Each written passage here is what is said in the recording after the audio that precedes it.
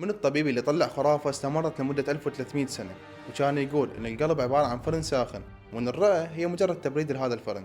والمشكلة الأكبر إنه أعظم أباطرة وفلاسفة الأرض كانوا مقتنعين بهذا الكلام، لحد ما أجى شاب عربي بعمره 29 سنة فند هاي الخرافة بمشرطة. بس التاريخ ظلمه وقبر إنجازه، لحد ما أجى وراها طبيب إنجليزي وصار هو البطل. ولولاهم ما كان اليوم قدرنا نسوي عمليات القلب المفتوح، ولا نخترع جهاز الإكمو، جهاز الطوارئ الأعظم وبطل الحالات الحرجة والصعبة. حلقتنا اليوم دسمة، فحضر كوب شاي. أنا عباس وهاي عباس بيدي.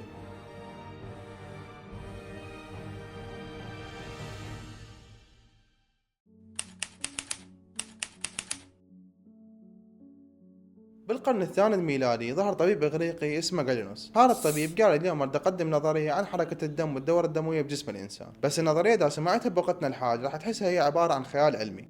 بكل بساطة هذا الرجال قال إنه الدورة الدموية تبدأ من الكبد. الكبد راح يصنع دم غذائي بارد، وهذا الدم ينتقل للغرفة اليمنى مال القلب عبر الوريد الأجوف لهنا. تمام. جزء من هذا الدم اللي بالغرفة اليمنى راح يروح للرئة حتى يغذيها، وبالمقابل نفس الأنابيب اللي بالرئة راح ترجع للغرفة اليسرى مال القلب. بس ما ترجع دم. شنو؟ ما ترجع دم؟ لا، شو ترجع؟ كانت ترجع هواء بنظر غالينوس. ليش؟ لأن بنظر غالينوس الرئة كانت عبارة عن مبردة للفرن الحار اللي هو القلب، وكان يشوف أن الهواء له وظيفتين. الوظيفة الأولى أن الهواء يختلط ويا الدم داخل القلب، والوظيفة الثانية الهواء يعتبر تبريد للقلب. فالرئة بالنسبة لجالينوس كانت تجيب الهواء من برا وتدخله داخل القلب. زين، وباقي الدم اللي بالغرفة اليمنى شلون راح يروح للغرفة اليسرى؟ انت اليوم تعرف انه حاجز بين الغرفة اليمنى للقلب اللي هي البطين الايمن والبطين الايسر، وهذا الحاجز حاجز عضلي قوي وسميك. بس جالينوس قال انه اكو ثقوب داخل هذا الجدار، ثقوب غير مرئية، ومن خلالها ينتقل الدم من البطين الايمن للبطين الايسر. وزين، لما ينتقل الدم من البطين الايمن للبطين الايسر حسب نظرية جالينوس من خلال الثقوب، شنو راح يصير بالبطين الايسر؟ جالينوس كان يعتبر ان البطين الايسر عباره عن فرن حار راح يخلط الدم ويا الهواء، وراح يحوله من دم غذائي بارد الى دم احمر حار حيوي. زين، وراها شنو راح يصير؟ الدم راح ينتقل لباقي الجسم ويروح للاعضاء، ولما يوصل هناك الاعضاء كانت تشربه مثل ما يشرب الورق الحبر، وما يرجع منه ولا قطره. لان بنظر جالينوس ان الدوره الدمويه كانت ون واي، يعني الدم يطلع من القلب يروح للاعضاء، الاعضاء تمتصه وما يرجع منه شيء. وكان يعتقد انه هذا الدم ينتج باستمرار، فماكو داعي انه نرجع للقلب مره ثانيه. وبالرغم من هذا التأليف اللي سمعته يا صديقي، جالينوس سوى شيء كلش عبقري. هو كان اول طبيب بتاريخ البشريه يستخدم النبض حتى يشخص الامراض، وكتب 16 كتاب عن هذا الموضوع. وقال ان النبض الطبيعي للانسان 72، اذا صعد او نزل اذا اكو مشكله داخل الجسم. بصراحه شيء عبقري، يستاهل نصفق له. بس لا تفرح زايد لان اكو جفصه. تعال اسمع الجفصة اللي جفصها جالينوس. جالينوس قال ان هذا النبض اللي قاعد يصير بسبب حرارة الفرن اللي هو القلب. هاي الشرايين اللي متصلة بالقلب اللي هو الفرن الحار، لما تحس بحرارة هذا الفرن راح تتوسع وتسوي هذا النبض. يعني هو صح فسر النبض بس فسره بالمقلوبي. هسه انت يجوز قاعد تلطم وتقول عباس مستحيل 1300 سنة ما طلع لا طبيب براسه حظ، لا عالم، لا احد اعترض وقال يابا ترى الدم ما ينأكل ولا اكو ثقوب سحرية بالقلب. خلينا اجاوبك يا صديقي بكل بساطة انه جالينوس كان حاط قدامه الدرع ضد الرصاص متكون من 6 طبقات. تعال خلينا نعدهن سوية. الطبقة الأولى، هذا الطبيب ما كان طبيب عادي، هذا كان طبيب الأباطرة. عالج 9 أباطرة رومان، وواحد من ذول الأباطرة اللي اسمه ماركوس أوريليوس قال هذا أعظم الأطباء وفريد الفلاسفة. يعني هذا الطبيب كان عليه ختم ملكي، يعني تقريبا صار تاج راس، اذا تحكي عليه ثاني يوم تتغلف وتنشال. والشغله الثانيه، هذا الرجال الف 500 كتاب، انت متخيل؟ يعني هذا كان موسوعه، بدل ما كانت المصادر مشتته هو جمعهن وصار هو المصدر الرئيسي للطب. يعني تقريبا صار مثل شات جي بي تي اليوم. والشغله الثالثه، هذا الرجال كسب مباركه الكنيسه المسيحيه، لان كانت نظريته قريبه من نظريه الكتاب المقدس اللي كانت تعتبر الكبد هو مركز العواطف. فهاك روح اخذ استلم شرعية دينية. الشغلة الرابعة اللي سواها، اتخذ من الفلاسفة العظام درع بشري له، وراح لأرسطو قال له ضلع يا أرسطو، انت مو تعتبر العالم مكون من 4 شغلات، ماء وهواء وتراب ونار؟ قال له ايه. قال له انا هم اعتبر جسم الانسان مكون من 4 شغلات، دم وبلغم صفراء وسوداء. قال له تمام. وراها راح لأفلاطون قال له افلاطون انت مو تعتبر الروح بيها 3 مراكز؟ قال له ايه. قال له انا هم اعتبر الجسم بيه 3 مراكز، كبد، قلب، ودماغ. وهنا اتخذ من الفلاسفة درع بشري، يعني اذا تنتقد نظرياته راح تنتقد الفلاسفة، وانت هنا وقعت بمشكلة كبيرة. والشغلة الخامسة، الطب الاسلامي ورثه، وحتى بعض العلماء المسلمين المشهورين مثل ابن سينا حط نظرية جالينوس بكتابه تشريح القانون واعتبرها مصدر معتمد. والشغلة السادسة وهي الضربة القاضية، نقابة الأطباء كانت تعتبر جالينوس هو المرجع، وتخيل كانوا يجيبون امتحانات مزاولة المهنة من مناهجه، يعني إذا ما تدرس مناهج جالينوس والنظريات مالته وتعترف بيهن أنت أحسن لك تروح تفتح عربانة لبلبي وما لك رخصة. وهنا البشرية ظلت قافلة لمدة 1300 سنة، الدم ينأكل والقلب بيه ثقوب تعبر الدم من البطين الأيمن للبطين الأيسر، لحد ما اجى بطلنا العربي اللي عمره 29 سنة وفلش نظرية جالينوس بالمشرط مالته. بس منو هذا العربي المتمرد اللي فلش نظرية جالينوس؟ هذا الشاب هو علاء الدين بن أبي الحزم اللي اليوم كنا نعرفه باسم ابن النفيس. هذا الشاب انولد بدمشق سنة 1213 ميلادي، بس المفارقة انه ما بدأ حياته بدراسة الطب. اول شي سواه راح درس فقه الشافعي ولغة وأدب، والأهم درس منطق وفلسفة، وهذا الشي هو اللي خلى عنده عقلية المحقق، يعني ما يقبل أي معلومة إلا إذا كانت وياها الدليل. وبعدها درس الطب بدمشق، ولما خلص دراسته انتقل للقاهرة، وهناك ترقى بسرعة وصار رئيس أطباء. بس قبل لا أحكيكم عن الاكتشاف المهم اللي هو اكتشفه، لازم أقول لكم على معلومة مهمة.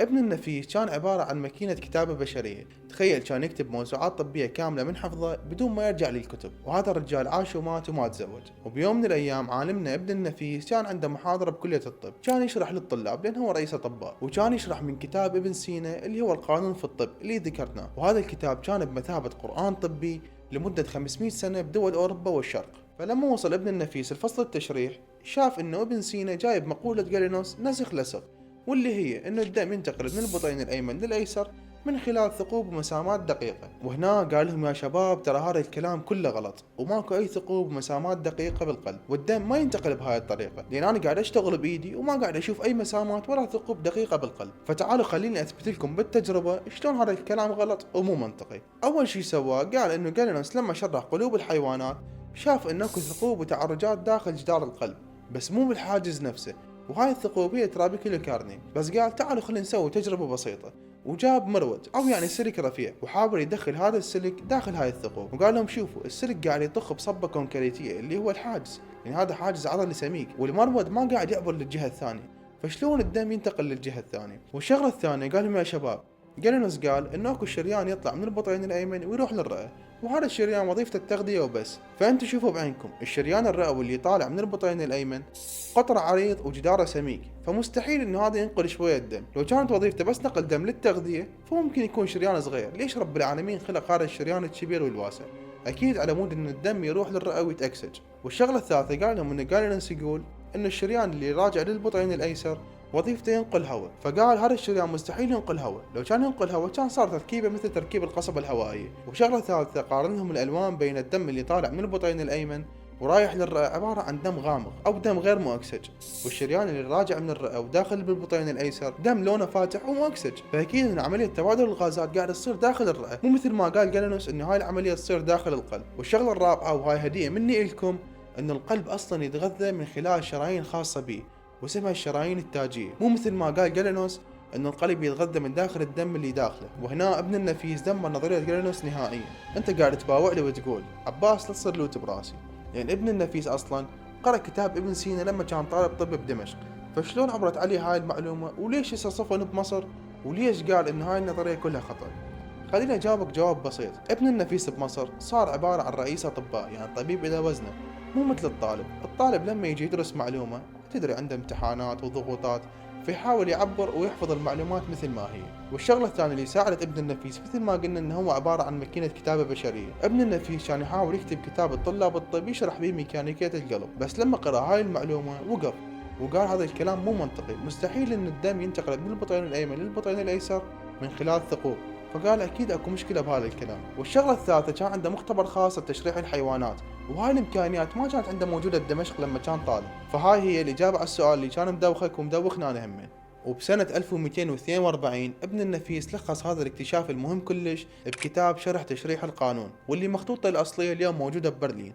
فاسمع وياي النص الأصلي: الحاجز بين البطينين صلب وكثيف لا يسمح بعبور الدم، فإن الدم إذا خرج من البطين الأيمن إلى الشريان الرئوي ذهب إلى الرئتين، ففيها يختلط بالهواء ثم يرجع إلى البطين الأيسر عبر الأوردة الرئوية. هسه انت راح تقول عاشتيده والله عالم عظيم ويستاهل التمجيد، واكيد سوى له تمثال، بس للاسف راح اقول لك ان هذا العالم انظلم، وانجاز العلمي ظل مدفون لمده 400 سنه وما انتشر وما وصل لاوروبا لثلاث اسباب مهمه. السبب الاول ان الكتاب اكيد كان باللغه العربيه، وبذاك الوقت اوروبا كانت مغلقه على نفسها وما تقرا بس اللاتيني. والشغله الثانيه بوقت ابن النفيس ما كانت اكو مكتبات حتى الكتاب ينتشر بسرعه، وكانت اكو كم نسخه مكتوبه بخط اليد. والشغله الثالثه والمهمه، اوروبا كانت غرقانه بوهم جالينوس، وكانوا معتبرين كلامه هو الطب المقدس ونظرياته ما تتناقش. فعالمنا ابن النفيس توفى بعمر 75 سنه 1288 ميلادي. قبل لا يتوفاه الله سوى حركه كلش نبيله، تبرع بكل ثروته ومكتباته لصالح بيمارستان المنصوري حتى يستفادوا منها طلاب الطب والمرضى. وظل اكتشاف ابن النفيس مدفون لمدة 400 سنة لحد ما اجى الطبيب الانجليزي.